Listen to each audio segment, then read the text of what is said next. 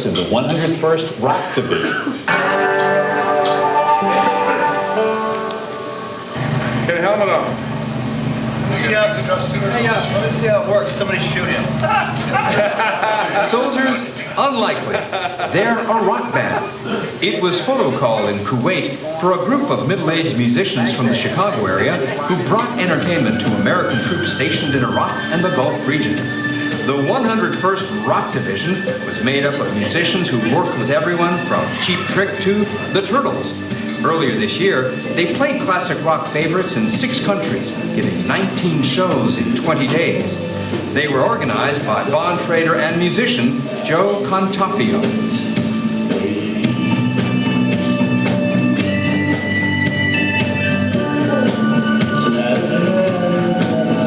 I would imagine that is a poster, a rock poster, unlike any other poster, not since Vietnam would there have been something quite like this, Right. do you think?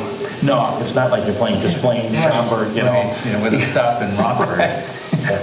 What was it like in terms of traveling around with a rock band? How do you do that in Iraq? Yeah, it's a lot different than doing it here. There's no buses, there's no limos. You get into a Humvee with 2 soldiers and guns. Then you get in the back of the truck. You get in a C-130 and fly. They get in Black Hawk choppers and fly in. So we would be part of a package that was on a mission.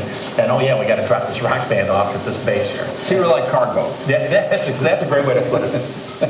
You played at a place called Camp Victory, which is a former palace of Saddam Hussein. Yes. Was it? That's not a venue you're used to. No, I always wanted to play the palace. Not that one. Not that one. When we pulled into Camp Victory, this Saddam Hussein lived in the lap of luxury. All marble. Beautiful carvings in the ceilings, crystal chandeliers, 3 stories, swimming pool. Well, you never saw a swimming pool in Iraq.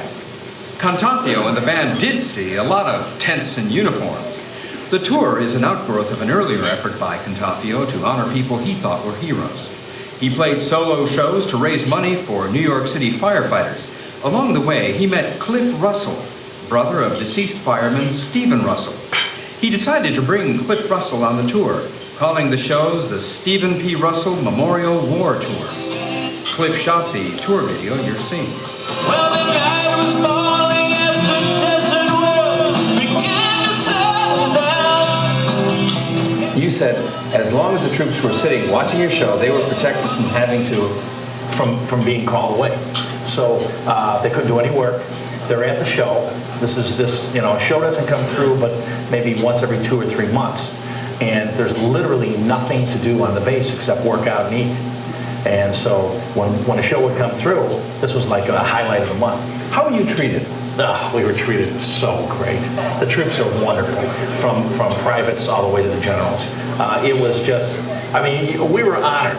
It was just such an honor for us to be there in front of them. And they treated us like we were family from home. Getting back to when you were on stage, the reaction to the music once the program got going. The reaction was, we were kind of afraid because, I'm 49 years old. And, we would get into Iraq and you'd be playing from 18, 19, 20-year-olds. So we were thinking, how are they going to take it? But, classic rock is classic rock. It's a good song is a good song. And we were surprised. A lot of troops would sing along.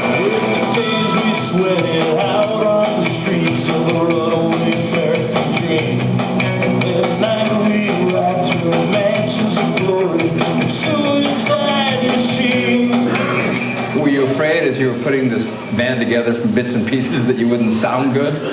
John Brandt, at our first rehearsals, I love John. We'd finish a song, and John Brandt would say, "They're gonna kill us." And so John was kind of in charge of getting that part together. So he would break the band apart. So you needed to tighten this and do that. And it came together at the last second when we hit Kuwait. First show in Kuwait. We got off stage and we all looked at it. When it was over, we looked at each other like, hey, it works, So then we could relax a little bit. Are there any moments or faces that stay with you? Thousands of faces. I see them all. I get very emotional when I think about these men and women. You would see them on TV and they have all these intense faces in the press. And you get over there and they got the biggest smiles. They hug you. They kiss your cheek. They're incredible Americans. Doing a job that I know I could never do. They're defending, we would ask them, what are you doing here? And a lot of them would say, I'm here so that my children don't have to come. And you're thinking, this 18 or 19-year-old kid has a child. And I have a 20-year-old, and I can't imagine what it'd be like having one of my girls over there. We talk about it amongst ourselves all the time. When there's a battle and you hear somebody's dead.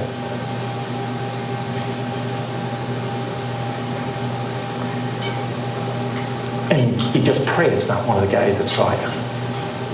And yet you know that given the number of people that you played for, all those thousands of troops, You know that some of them have died. And you know that was for a noble cause, and you know that they believed it.